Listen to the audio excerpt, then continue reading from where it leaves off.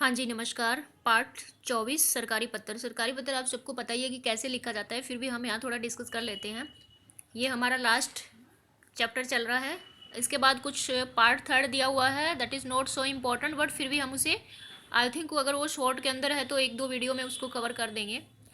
उसके बाद हम लोग क्या करेंगे, हमारे अभ्यास के लिए कुछ क्वेश्चन पेपर हमारे पास आए हुए हैं, हम उनमें से एक दो अच्छी तरह से सॉल्व करेंगे और उसके बाद आइडिया हो जाएगा कि एग्जाम में किस टाइप से हमारे पेपर्स आएंगे।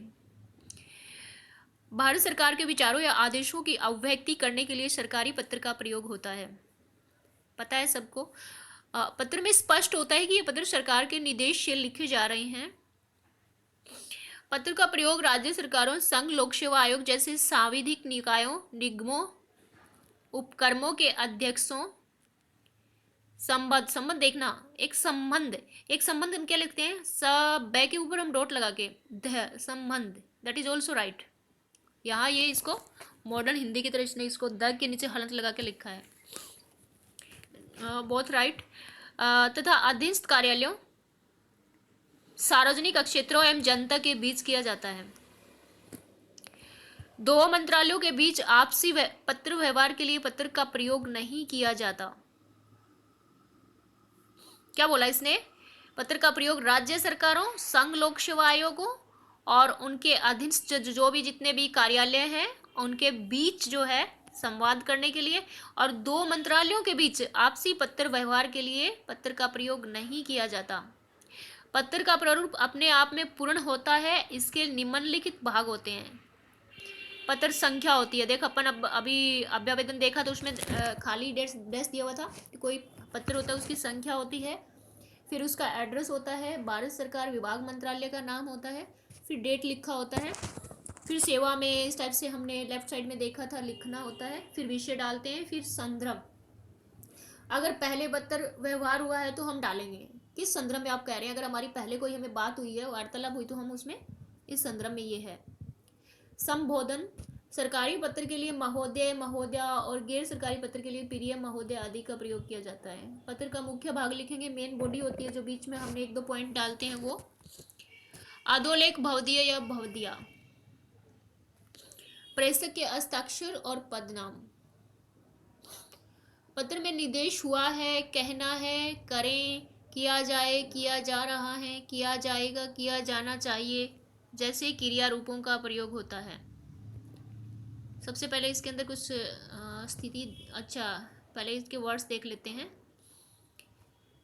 अभिव्यक्ति होता है, एक्सप्रेशन, निर्देश, डायरेक्शन। सांविधिक निकाय होता है, स्टेट्यूटरी हमारी बॉडी जो भी होती है, निगम, कॉरपोरेशन, उपक्रम, अंडरटेकिंग। अंडरटेकिंग जो होती है, ये काफ़ी अंडरटेकिंग में काफ़ी उपक्रम आते हैं, नॉट ए सिंगल अंडरटेकिंग, हम सिंगल को नहीं कह सकते, so many departments are here. अधीनस्थ होते हैं, सबॉर्डिनेट, सार्वजनिक, पब्लिक, प्राप्तकर्ता, रिसीवर होता है, संदर्भ, रेफरेंस, जो रेफरेंस को इसी का हम देते हैं। संबोधन, सैल्यूशंस, अधोलेखन, सब्सक्रिप्शन, प्रेषक सेंडर होता है और एक रिसीवर भी होता है। स्थिति हमें दिखाया है कि किस टाइप का, फॉर एग्जाम्पल एमएमटीसी के अध्यक्ष को हिंदी शिक्षण योजना के अंतर्गत हिंदी भाषा के प्रबोध प्रवीण, देखना एग्जाम में बहुत बंदों ने प्रवीण, जो सॉरी बहुत ऑफिसर लोगों ने प्रवीण लिखा है, नए लिखा है प्रवीण, इस टाइप से इसमें देखना। फिर एक बार फिर इंडिकेट कर रही हूँ, बहुत पूरे मार्क्स लेते हैं वो, बहुत अच्छा पेपर करते हैं, बट एक मिस्टेक राइट साइड में उन्होंने लिखा है प्रवीण, उसको थोड़ा इम्प्रूव कीजिए प्लीज़। डायरेक्ट मैं नहीं बता पाई, अब मेरे ध्यान में आया तो मैं यहाँ बता रही हूँ, प्रवीण होता है ये।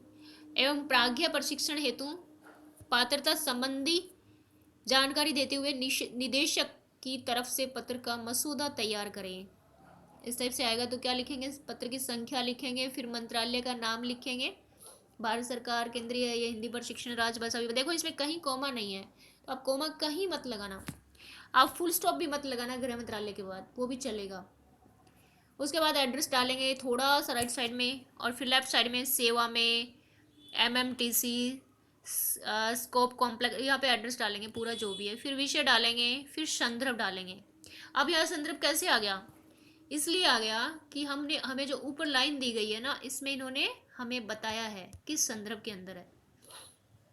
तो हम डाल देंगे, फिर हम महोदय लिखेंगे, उसके बाद गृह मंत्रालय, राजभाषा विभाग के, फिर उसका ज्ञापन संख्या डालेंगे, फिर विषय, फिर प्रबोध क्या है इन एरिया में, ऐसे जैसे इसमें तेलुगु, तमिल, कन्नड़, मलयालम, मिजो, मणिपुरी एवं अंग्रेजी बोलने वाले कर्मचारी जिनको हिंदी का प्राइमरी स्तर का ज्ञान नहीं है प्रशिक्षण हेतु पात्र है। प्रवीण के लिए जिन्होंने प्रबोध पास किया है और जिनकी मातृभाषा बांग्ला, उड़िया, असमिया, सिंधी, नेपाली, मराठी, गुजराती है। जिन्हें मिडिल स्तर की प्राइमरी नॉलेज है उन्हें, लेकिन मिडिल स्तर की हिंदी का ज्ञान नहीं है, वो इसके लिए पात्र हैं। प्राज्ञ के लिए प्रवीण पास या अन्य हिंदीतर भाषा भाषी कर्मचारी जिनकी मातृभाषा पंजाबी, उर्दू, कश्मीरी, पश्तो और जिन्हें मैट्रिक स्तर की हिंदी का ज्ञान नहीं है। केंद्र सरकार के जिन अधिकारियों कर्मचारियों को राजभाषा नियम 1976 के उपनियम 10(1) क के अनुसार हिंदी का कार्य साधक ज्ञान भी प्राप्त नहीं है, ऐसे अधिकारियों को भी प्राज्ञ के लिए प्रशिक्षण लेना अनिवार्य है।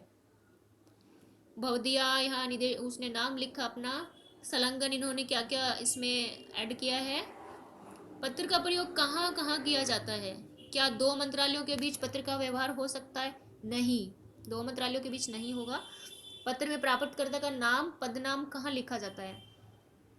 अब देखना प्राप्तकर्ता जो है उसका पदनाम और ये उसका नाम कहाँ लिखा जाता है। पत्र में संबोधन के लिए किन शब्दों का प्रयोग किया जाता है?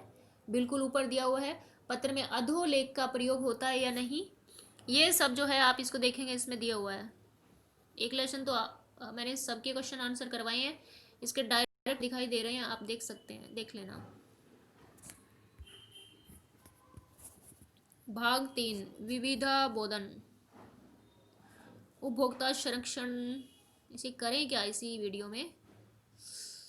आई थिंक हम कवर कर लेते हैं इसे। उपभोक्ता संरक्षण देखिए, इसने क्या है, उपभोक्ता संरक्षण काफ़ी नॉलेजफुल लेसन है, क्योंकि हमें इसमें काफ़ी कुछ सीखने को मिलेगा। ये अधिनियम कब लागू हुआ था, इसमें हम कैसे धोखाधड़ी से बच सकते हैं, तो स्टार्ट करते हैं। आज हमारे देश का उपभोक्ता पहले से अधिक जागरूक हो गया है। भारत सरकार ने भी उपभोक्ताओं के अधिकारों के संरक्षण को ध्यान में रखते हुए महत्व देते हुए 1986 में, कब 1986 में उपभोक्ता संरक्षण अधिनियम का प्रावधान किया था। उपभोक्ता के अधिकारों के संरक्षण का मामला उपभोक्ता मामले, खाद्य एवं सार्वजनिक वितरण मंत्रालय के अंतर्गत आता है। अगर किसी को कंप्लेंट करनी हो तो इस मंत्रालय में करेगा। इस मंत्रालय के अधीन कीमतों पर नियंत्रण, आवश्यक वस्तु उपलब्धता, माप तोल नियंत्रण एवं उपभोक्ता वस्तुओं की गुणवत्ता नियंत्रित करने आदि मामलों से संबंधित नीति निर्धारित की जाती है। ग्राहकों को दिन प्रतिदिन होने वाली धोखाधड़ी से बचाने के लिए उन्हें उत्पाद की गुणवत्ता, मात्रा, उनकी उपलब्धता, भाई कितने वो मार्केट में अवेलेबल है, मानक वस्तु की कीमतों की जानकारी लेने का अधिकार प्रदान किया गया है। इसके साथ ही ग्राहकों को वस्तु की जो गारंटी दी जाती है उसके अंतर्गत एक निर्धारित समयावधि के दौरान खराब वस्तु को निःशुल्क मरम्मत करवाने या बदलने का भी अधिकार दिया गया है। अगर कोई खराब वस्तु आ जाती है मार्केट में और आप उसको चेक कर पा रहे हैं, आपको जैसे दूध में मिलावट है, कुछ भी है, तो आप उसकी कंप्लेन कर सकते हैं। आज बाजार में अनेक विकल्प मौजूद हैं जिससे प्रतियोगी दर पर ग्राहक अपने इच्छानुसार वस्तु का चयन कर सकता है। सरकार द्वारा उपभोक्ताओं के शोषण को रोकने तथा उनकी शिकायतों के निवारण के लिए 1986 में उपभोक्ता संरक्षण अधिनियम के अंतर्गत जिला स्तर पर उपभोक्ता अदालतों की स्थापना की गई है। डिस्ट्रिक्ट लेवल पर भी उपभोक्ता संरक्षण जो है अदालतें बनी हुई है। इस मंत्रालय से पहले उपभोक्ताओं के साथ किसी भी प्रकार की धोखाधड़ी या प्रदत्त सेवा में कोताही ढिलाई की शिकायत उपभोक्ता अदालत में की जा सकती है। ए भगवान, आज उपभोक्ता संरक्षण का दायरा काफी विस्तृत हो गया है। सरकार द्वारा उपलब्ध कराई गई जन सुविधाएं जैसे सड़कों का रखरखाव, उन पर रोशनी की उचित व्यवस्था, स्वच्छ पानी तथा स्वच्छ वातावरण उपलब्ध कराना, प्राथमिक शिक्षा व चिकित्सा और परिवहन आदि की व्यवस्था में अनियमितताएं के लिए भी जनता उपभोक्ता अदालत का सहारा ले सकती है। इसके दायरे में बैंक, अस्पताल, डॉक्टर, आवास विकास बोर्ड, निजी बिल्डर आदि द्वारा प्रदत्त सेवाएं भी शामिल है। उपभोक्ता अदालतों को पूरी तरह कानूनी मान्यता प्राप्त है। इन अदालतों द्वारा अनेक मामलों पर न्यायोचित ढंग से निपटान किया जाता है तथा प्रभावित उपभोक्ताओं को अदालती खर्च के साथ साथ उसके मानसिक, शारीरिक व आर्थिक शोषण के एवज में समुचित मुआवजे की व्यवस्था भी की गई है। कंज्यूमर उपभोक्ता होता है अवेयर, जागरूक। प्रोटेक्शन संरक्षण। फूड होता है खाद्य। अवेलेबिलिटी होता है उपलब्धता। मेजरमेंट होता है मापतोल। क्वालिटी गुणवत्ता। पॉलिसी मेकिंग नीति निर्धारण। ड्यूरेशन समयावधि। चॉइस विकल्प। कॉम्पिटिटिव रेट्स प्रतियोगिता दर। सॉल्यूशन हल निवारण। कंज्यूमर कोर्ट उपभोक्ता अदालत। डेलीगेट होता है प्रदत्त, डेलीगेशन प्रतियोजित। कोताही या ढिलाई किसी चीज में मतलब लापरवाही, नेग्लिजेंस।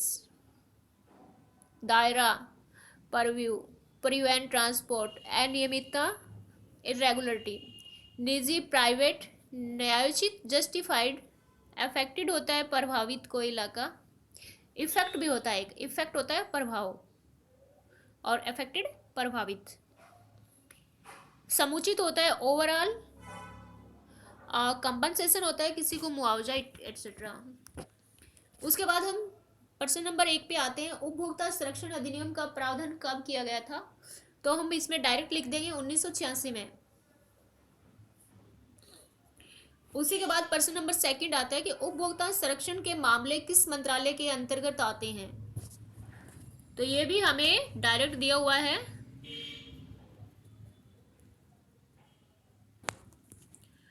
सबसे ऊपर वाली लाइन में देखिए, उपभोक्ता के अधिकारों के संरक्षण का मामला उपभोक्ता मामले खाद्य एवं सार्वजनिक वितरण मंत्रालय के अंतर्गत आता है।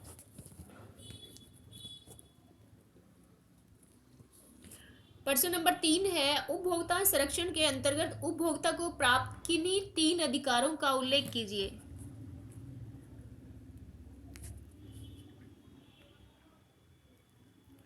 उसे 3 तरह के अधिकार भी दिए हुए हैं, काफी अधिकार दिए हुए हैं, तो वो कह रहा है कि 3 प्रकार के हमें कौन कौन से अधिकार उसको दिए गए हैं। अब देखिए, आज सबसे ऊपर जो लाइन दिखाई दे रही है, ग्राहकों को दिन प्रतिदिन होने वाली धोखाधड़ी से बचाने के लिए कौन से अधिकार है? उन्हें उत्पाद की गुणवत्ता, मात्रा, उपलब्धता, उत्पाद मतलब कितना अवेलेबल है, उपलब्धता, मात्रा, उपलब्धता, मानक वस्तु की कीमतों की जानकारी, ये सब लेने का अधिकार है। वो उसका पूछ सकता है इसकी कितनी मात्रा थी, इसकी गुणवत्ता क्या है, ये अवेलेबल है या नहीं, या मानक वस्तु, इस टाइप के अधिकार उनको दिए गए हैं। प्रश्न नंबर 4 है, इस अधिकार में सरकार द्वारा प्रदत्त कौन कौन सी सेवाएं आती है?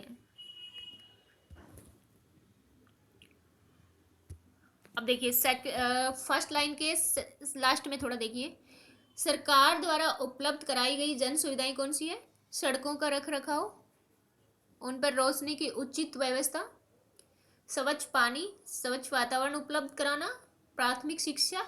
इसमें से जो भी आपको याद रहे वो लिख देना, पूरा लिखना जरूरी नहीं है। उसके बाद 5 नंबर पे आता है, उपभोक्ता अदालतें किस स्तर पर और किस तरह उपभोक्ताओं को संरक्षण प्रदान करती है?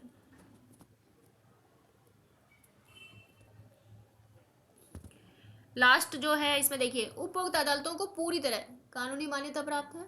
अब इस लाइन को छोड़ के आगे वाला देखिए, इन अदालतों के द्वारा अनेक मामलों का न्यायोचित ढंग से निपटान किया जाता है तथा उपभोक्ताओं को उनके शारीरिक, मानसिक, आर्थिक शोषण से बचाकर उन्हें उचित मुआवजा भी प्रदान किया जाता है। इसी के साथ हमारा ये पार्ट जो यहाँ पे एंड होता है। किसी एक वीडियो में हम संचार और इसका जो 2 पार्ट और हैं उनको कवर कर देंगे, हमारा स्वास्थ्य। ओके, धन्यवाद, ऑल द बेस्ट।